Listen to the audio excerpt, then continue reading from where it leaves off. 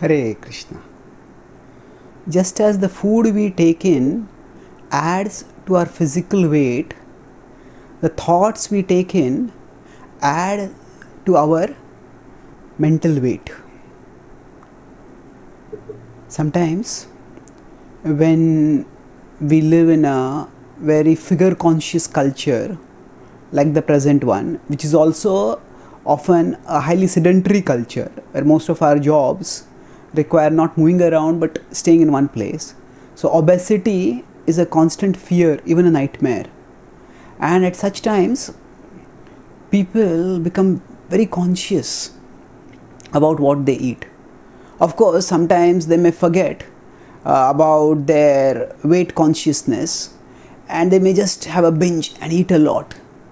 And now, everything that we eat, it goes from into our body, and it, depending on how it is assimilated, digested, and processed overall, it adds to the weight in our body. Everything that we take in, into every eatable that we take in, it adds to our bodily weight. Of course, some of the eatable that we take in, all weight is not bad. Some of it becomes muscle, some of it becomes bones, some of it makes us strong. And some of the food that we take in, if it is junk food, if it is fatty food, then it simply adds to the bulk of our body and makes us obese. But the point is, every single eatable that we take in, it goes inside and adds to the body, either positively or negatively. So what applies for our physical weight also applies for our mental weight.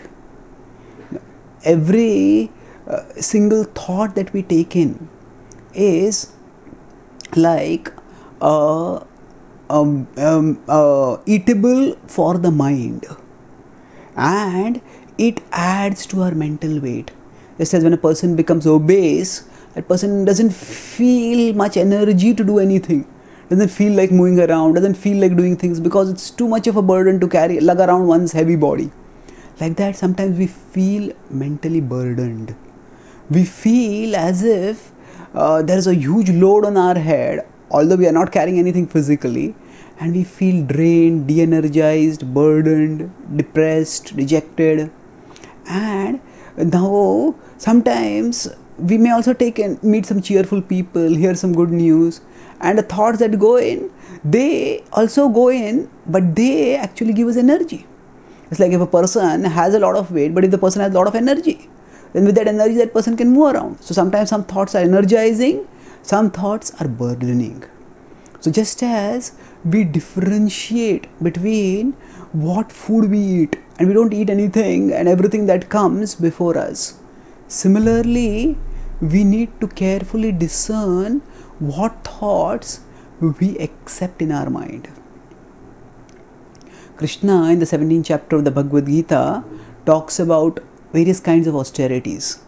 And there he states in 17.16 that actually satisfaction is an austerity of the mind.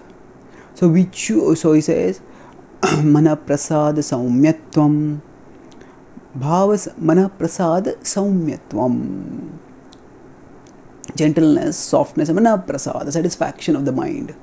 So he says that we need to think of those things which make us satisfied, and that is manasam tapa uchyate, mana prasad saumyattam, maunam atma vinigraha bhava samshuddhirityetad, tapom manasam uchyate, bhava samshuddhirityetad.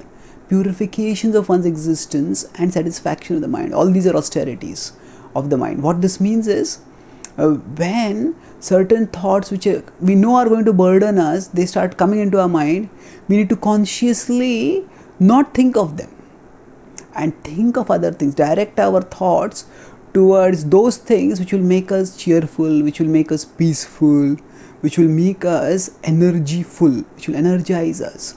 And this, just as we are vigilant in our physical diet to take care of our physical weight, so that we are energetic without being obese, similarly we need to be discerning in our mental diet taking in those thoughts which add to our mental energy and refusing to take in those thoughts which add to our mental burden. And to the extent we are discerning like this, to that extent we will see that we can march onwards steadily, joyfully in our life towards Krishna. So the knowing that we know whatever we eat, it is not going to disappear. It is going to go into the body, and it is going to be shown on the weighing scale eventually. So similarly, every thought that we take in, it is not going to go away. It is going to be there, and when we are tested, when our mental energy levels are tested, stretched, at that time either we will fall short or will rise to the occasion, and that will depend on what kind of thoughts we have cultivated. The most positive thoughts are thoughts about Krishna, because Krishna's love for us is inexhaustible, and to the extent we understand that love for his love for us, to that extent we can move onwards steadily towards him, facing whatever difficulties come in our life with confidence. Krishna says that Matchittah sarva durgani matprasadat tarishyasi. If you become conscious of me, you will pass over all obstacles by my grace. So by focusing our thoughts on him, whatever burdens might be there, we'll be able to break free from the burdens, and we'll get the energy that he is with us, that he loves us, and he will guide us. With that energy, we'll move forward steadily in life. Not being mentally burdened, but being mentally energized. Thank you. Hare Krishna.